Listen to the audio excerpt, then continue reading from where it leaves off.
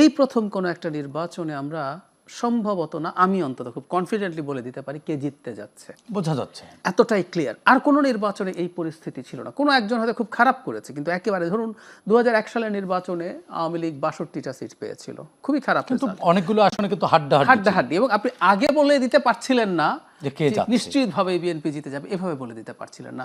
Even 2008 সালে এটা to some extent একটা রিগড নির্বাচন, এটা অন্য ফর্মে কারচুপি হয়েছে, বিএনপি খুবই খারাপ রেজাল্টও দেয়া হয়েছে তাকে, কিন্তু জনগণ বুঝতে পারে, কিন্তু আগে বোঝা যায়নি যে এটা এই পরিস্থিতি হতে পারে। এই প্রথম আমরা এইভাবে বলতে পারছি। সো এই পয়েন্ট অফ ভিউতে তাহলে বোঝাই গেল যে জামাত কেমন করতে পারে, যেমন এবং তার নেতৃত্বাধীন দল।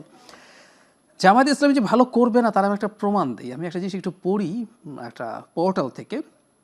কিছুদিন আগে জামাত ইসলামী তার দল নিয়ে জনাব তারেক রহমানের সাথে বৈঠকে গিয়েছিলেন। এটি শোক প্রকাশ করতে গিয়েছিলেন, করতে গিয়ে ওখানে বেগম খালেদা জিয়ার তারপর আমাদের সৌজন্য সাক্ষাৎকার হয়েছে। বেরোনোর পর, সৌজন্য সাক্ষাতের পর বেরিয়ে জামাতের আমির কিছু কথা বলেছেন যেগুলো রাজনৈতিক। হ্যাঁ, আমি একটু এই কথাগুলো পড়ি, তাহলে বোঝা যাবে জামাত উনি মানে আমির স্বয়ং যখন বলছেন, উনি কি বলছেন।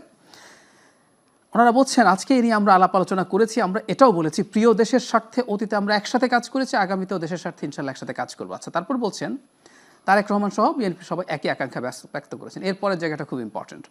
আমরা বলেছি যে 5টা বৎসরের জন্য জাতির স্থিতিশীলতার স্বার্থে একটা সুন্দর পরিবেশ ফিরিয়ে আনার স্বার্থে আমরা সবাই মিলেমিশে ভালো কোনো চিন্তা করতে পারি কি না, সেটাও আমাদের চিন্তা করা দরকার, একটা চিন্তার স্থিতিশীলতার জন্য। আমি খেয়াল করেন, শেষে বলছেন, আমরা এটাও বলেছি নির্বাচনের পর সরকার গঠনের আগেই আমরা বসবো, খোলা মনে কথা বলবো, জাতির জন্য আমরা চিন্তা করব, জাতির জন্য সিদ্ধান্ত নেব। তো নির্বাচনের পর সরকার গঠনের আগে আবার বসবেন বলছেন, স্থিতিশীলতার জন্য 5 বছরের জন্য কিছু করতে পারি কি না, একটা গ্যাপ আছে।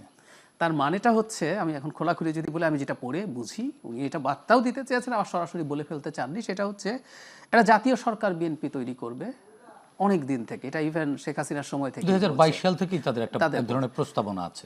আমি আমিরের এই বক্তব্য পড়ে আমার মনে হচ্ছে তিনি জাতীয় সরকারে যেতে চান। তাহলে গণতান্ত্রিক পার্লামেন্টে অপোজিশনে কে থাকবে? কিছুই হবে না, এটা হয় না। উনি যেটা চাইছেন, এই আলাপ কেউ কেউ করার চেষ্টা করছে, আমি এটাকে শুরু থেকে খুব স্ট্রংলি নেগেট করি যে এটা হয় না বাংলাদেশ। তার মানে জাহিদ ভাই, যদি ওনার বক্তব্যে এটি আউটকাম হয় তাহলে নির্বাচনের কি দরকার? একদম একদম তাই।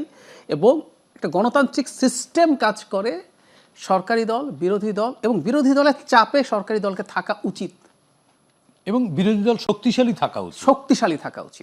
যেমন 14 সালের পরে আমরা পার্লামেন্টে কিন্তু বিরোধী দল দেখেছি, আমরা বের করতে পারিনি যে কে বিরোধী দল কে সরকারি দল। তার চেয়ে জরুরি কথা এই যে আপনি আগে ভাগে বলে দিতে পারছেন মোটামুটি, তার মানে কি পরাজয় এক প্রকার, এক ধরনের পরাজয় মেনে নেয়? আমি তাই দেখছি।